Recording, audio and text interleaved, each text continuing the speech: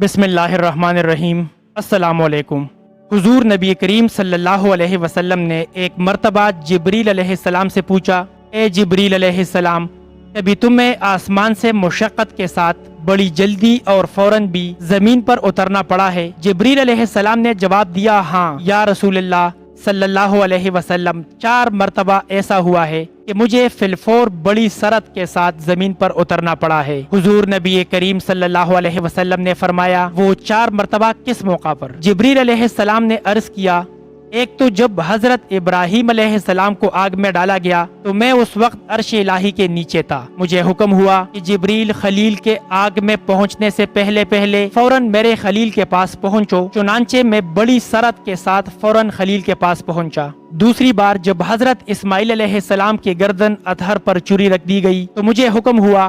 کہ چری چلنے سے پہلے ہی زمین پر پہنچوں اور چری کو الٹا دوں، چنانچہ میں چری چلنے سے پہلے ہی زمین پر پہنچ گیا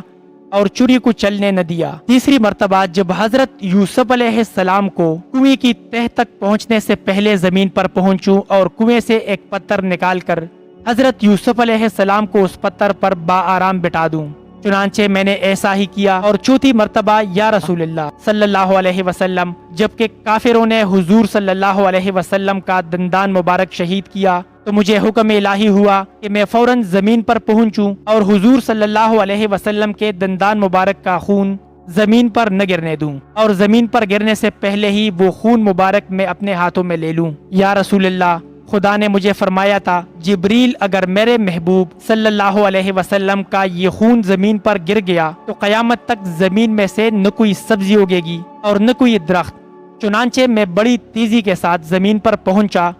اور حضور نبی کریم صلی اللہ علیہ وسلم کے خون مبارک کو اپنے ہاتھ پر لے لیا۔